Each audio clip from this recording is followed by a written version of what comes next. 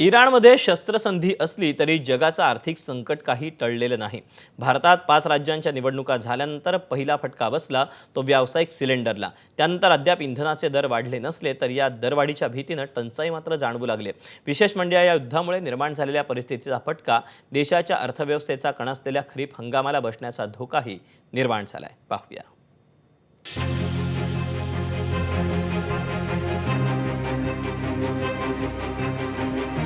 मराठवाड्याची ओळख एकेकाळी दुष्काळी भाग अशी होती। मात्र गेल्या 2-3 वर्षात चांगला पाऊस झाल्याने शेतकरी खुश होते। मात्र आता पुन्हा एकदा मराठवाड्यात ऐन उन्हाळ्यात दुष्काळ पडलाय, तो आहे डिझेलचा।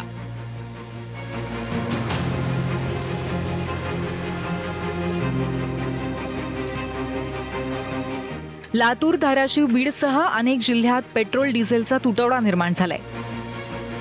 धाराशिवमध्ये गेल्या 4 दिवसांपासून डिझेलची टंचाई कायम आहे। डिझेल नसल्यामुळे ट्रॅक्टरची चाकं चिखलात रुतल्यासारखी थांबली आहेत। पंपावर नंबर येण्याआधीच डिझेल संपून जात आहे आणि त्यामुळे पेरणीपूर्व मशागतीची कामं ठप्प झाली आहेत। 3-4 दिवस झालं डिझेल भेटत नाही, त्याच्यामुळे शेतीची कामं सगळी खोळंबलेली आहेत।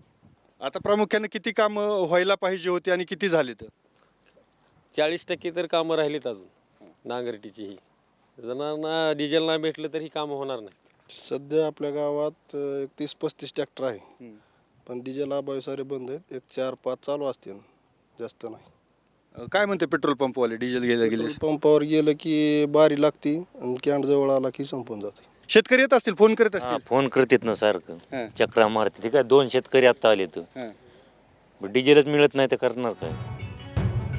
लातूरमध्ये हे चित्र वेगळं नाहीये। नांगरणी करून हवी असेल तर तुम्हीच डिझेल आणा असं ट्रॅक्टर चालक शेतकऱ्यांना सांगतायत। पेट्रोल पंपावर तासनतास रांगा लावूनही मर्यादितच डिझेल मिळतंय। 8 तास लाईनला उभा टाकावं लागत आहे।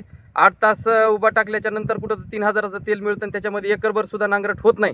त्याच्यामुळं आमच्यावर खूप मोठं संकट आलेलं आहे। प्रशासनाने याची गंभीर दखल घ्यायला हवी आणि ट्रॅक्टरवाल्यांचं असं म्हणणं आहे की शेतकऱ्यांनी डिझेल उपलब्ध करून दिलं तर आम्ही नांगरट करून देऊ, कारण ट्रॅक्टरवाल्याला सुद्धा लिमिट दिलेली आहे। ट्रॅक्टरवाले सुद्धा डिझेल विना त्यांचे कामं बंद करून ट्रॅक्टर दारात ठेवत आहेत। तर प्रशासनाला याची गंभीर दखल घ्यावी अशी विनंती करतो। केवळ शेतीच नाही तर माल वाहतुकीवरही डिझेल टंचाईचा परिणाम झाल्याचं दिसतंय। लातूर, धाराशिव, नांदेड मार्गावर शेतमाल वाहतुकीला फटका बसलाय, तर शहरांमध्येही पंपावर वाहनांच्या लांबच लांब रांगा बघायला मिळतात। बीडच्या परळीत CNG साठी वाहनांच्या रांगा लागायला सुरुवात झाली आहे। दुसरीकडे दरवाढीच्या अफवेमुळे अचानक खरेदी वाढल्यामुळे तुटवडा निर्माण झाल्याचं प्रशासनाचं म्हणणं आहे।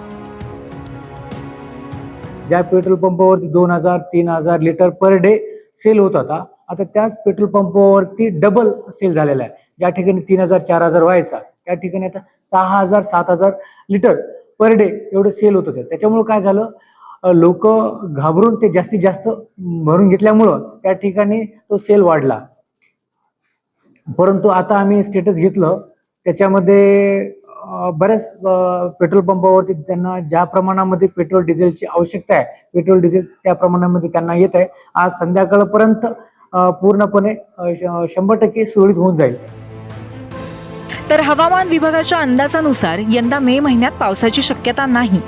मात्र तरीही शेतकऱ्यांनी डिझेलची वाट न पाहता मिळेल त्या पद्धतीने कामं उरकून घ्यावीत असा सल्ला कृषी तज्ज्ञ देत आहेत।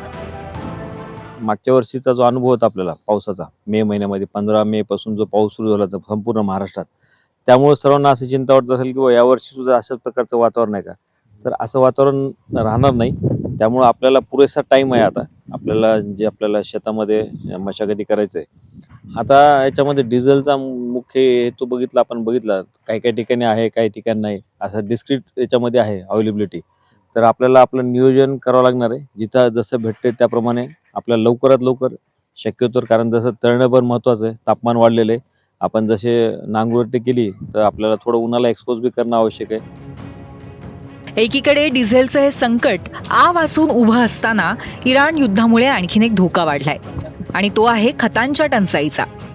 भारतात खतांची निम्मी आयात ही आखाती देशातनं होते।